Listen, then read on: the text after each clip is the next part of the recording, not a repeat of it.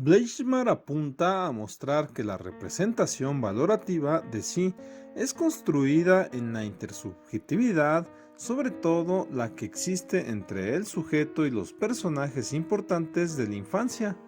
El día de hoy, depresión desde Hugo Bleichmar. Comenzamos. El deseo del niño será el de ser deseado por el otro, en un doble sentido. Deseo de aquello que es deseado por el otro se desea a imagen y semejanza del otro. El logro de lo deseable produce júbilo por la identificación que se tiene con la persona que es objeto libidinal, y desde esta perspectiva el deseo no es la relación directa entre el sujeto y el objeto, deseo de ser objeto del deseo del otro, es decir, ser deseado por el otro, lo cual causa que se tome el deseo concreto del otro como si fuera propio. El narcisismo está estructurado en el seno mismo de la situación edípica, en donde la perfección queda connotada como triunfo frente al rival. El yo del narcisismo es la representación de sí, la imagen que el sujeto toma como que es él, que en realidad es la representación del otro, pues el sí mismo es una ilusión. Cuando decimos que una función se ha cargado con la libido narcisista, queremos destacar que el ejercicio de esta función acrecienta el amor del individuo por su yo. La satisfacción narcisista modifica el juicio que se tiene sobre esa actividad, y a la inversa en los casos de inhibición progresiva de una función, se trata de que su ejercicio produce una disminución de la autoestima. Al referirse al yo representación en la identidad, Bleichmar refiere que la identidad del sujeto se mantiene en la medida en que hay un otro que la acepta como verdadera. La presencia del otro entonces no es solo fundante, sino también sostén del yo representación. Que la imagen que alguien tiene de sí la venga del otro permite explicar los casos en que alguien se constituye como desvalorizado frente a los padres, que se ven a sí mismo desprovistos de todo valor, hijos de padres melancólicos, y también aquellos casos donde los padres de aquel que se siente desvalorizado son desvalorizantes también, hijo melancólico con padres paranoicos. El yo ideal está conformado por los atributos del yo representación de máxima valoración, y es ideal en doble sentido, en tanto perfecto, anhelado de ser como él, y en tanto ilusorio. No hay un solo yo ideal, sino muchos correspondientes a diferentes rasgos, y es necesario considerar que, para que algo se pueda concebir como perfecto, debe tenerse también la representación de lo imperfecto. El yo ideal implica la existencia de su negativo ubicado en el lugar de menor valoración de la escala. El negativo del yo ideal es tanto por ausencia de la marca del yo ideal como por la presencia de una marca diferente de la de este. Las identificaciones del yo con el yo ideal o con el negativo del yo ideal dan origen a una serie de posibles combinatorias. Por ejemplo, el sujeto se identifica con el yo ideal e identifica proyectivamente el negativo del yo ideal en otra persona. En caso inverso, sería una de las variantes de la melancolía, y la otra variante cuando tanto el sujeto como los otros constituyen negativos del yo ideal.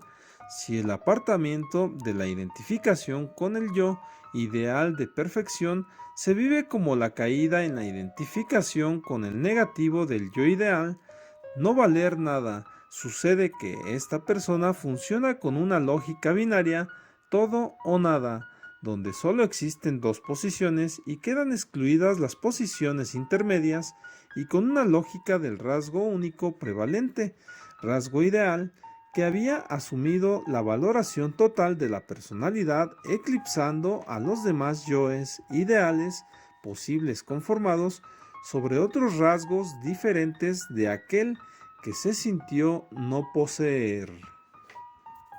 Es necesario recalcar que aquí el sujeto pudo constituir un yo ideal, identificándose con él, y que la constitución de ese yo ideal es condición necesaria, aunque no suficiente, para la existencia del colapso narcisista, pérdida de identificación con el yo ideal, que produce dolor. Por ejemplo, el caracterópata melancólico constituyó el yo ideal, pero siempre se ubica donde éste no está, produciéndose entonces una desvalorización crónica. Otras condiciones que dan lugar al colapso narcisista: la emergencia de aquello que no puede ser renegado. El colapso puede producirse en el momento de triunfar, cuando ese triunfo lo es para otro, pero no para el sujeto, pues en realidad constituye una derrota en la comparación con el yo ideal que no se puede alcanzar. Una viñeta: un colega norteamericano citó un ejemplo de un estudiante universitario que, habiendo obtenido una excelente nota en una evaluación, reacciona con intenso cuadro depresivo. En la entrevista refiere que se siente un fracasado por no haber podido ingresar en otra universidad que el padre valoraba más. La meta del yo ideal era ingresar allí y no triunfar acá, por lo que se transformaba en fracaso frente a los éxitos logrados de otras personas, pues el sujeto funciona con la lógica de las dos posiciones. El otro es el yo ideal, y entonces el yo es el negativo del yo ideal. La identificación con el negativo del yo ideal se da en una situación de tensión dolorosa ante la cual el sujeto tiende a identificarse con el yo ideal. Bleichmar intenta caracterizar a las personalidades narcisistas teniendo en cuenta que todo lo que acontece en ellas es codificado en función de los siguientes factores: ¿cuánto valen si alcanzan la identificación con el yo ideal o no? Si caen en la identificación con el negativo del yo ideal o no. La tendencia es una constante preocupación por la autoestima, las formas que asume el narcisismo y las diferentes defensas frente a la tensión narcisista intervendrán en la génesis de los distintos cuadros psicopatológicos. Existen defensas de dos órdenes para evitar la caída en el colapso, específicas del narcisismo. Del orden de las compensaciones, se adquiere un atributo positivo que permite identificar imaginariamente el sujeto con el yo ideal. Por ejemplo, buscar compensación en la fantasía en los logros externos, pero necesitando contrarrestar sin cesar la tensión mediante logros nuevos. No especificas distintos mecanismos de defensa. Eliminación de la percatación de la ofensa narcisista. Por ejemplo, represión, negación, renegación. A partir de estas conceptualizaciones, Bleichmar refiere que los diferentes componentes del cuadro clínico de la depresión integran una estructura cognitivo-afectiva que responde a una condición: la pérdida del objeto, constituyéndose un estado en el que se vive al deseo como irrealizable. El contenido del pensamiento depresivo es la representación de un deseo irrealizable al que se está muy fijado, mientras que la tristeza es la manifestación dolorosa. Ante tal pensamiento, la inhibición es la renuncia ante el carácter de realización imposible que el sujeto atribuye al deseo. El llanto es la expresión de dolor e intento regresivo de obtener lo deseado, y el autorreproche es la representación agresiva que se vuelve contra sí mismo por la frustración del deseo. En el sentido, distingue tres tipos esenciales de depresión: la depresión narcisista, la depresión culposa y la depresión por la pérdida simple de objeto. Depresión narcisista. En este tipo de depresión se plantea la discordancia entre la representación del sí mismo y el yo ideal. Adquiere el sentido de que se pierde el amor del objeto exterior y el amor del superyo, y por lo tanto no hay realización de un deseo de amor. De esta discordancia se puede generar diferentes combinaciones y puede suceder que la representación yoica frente al yo ideal aparezca disminuida y desvalorizada.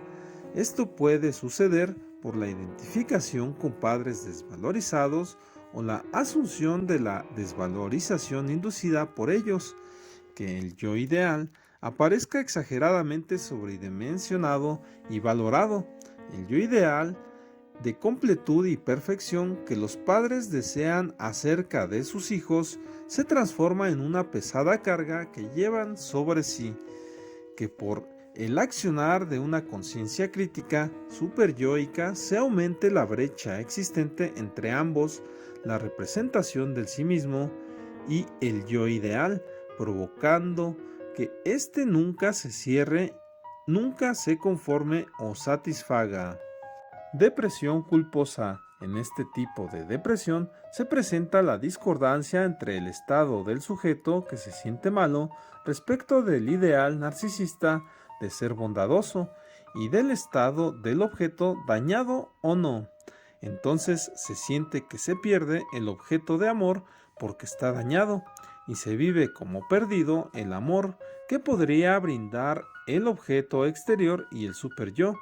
Ya que se es agresivo, en este caso puede ser que el sujeto tenga elevados inalcanzables ideales de no agresión y cualquier cosa que haga lo coloque en su lugar agresivo y por lo tanto se convierte en culpable.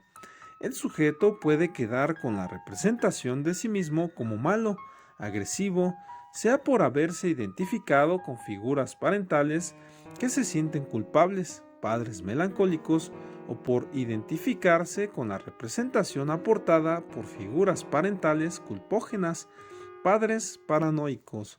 Por la agresividad de la conciencia crítica, esta crea una brecha, pero a diferencia de la depresión narcisista, aquí la brecha se da entre el ideal, no agresión, y la representación del yo como transgresor de la norma. Como vemos, ambos tipos de depresión tienen en común la severidad del superyo. Depresión por pérdida simple de objeto. En este tipo de depresión se plantea la discordancia entre el elevado ideal de bienestar del objeto respecto de la representación del objeto en posición del negativo del ideal. El caso más común de la representación de objeto en negativo del ideal es la pérdida de un ser querido. En este tipo de depresión no existe la culpa y tampoco la autoestima parece dañada.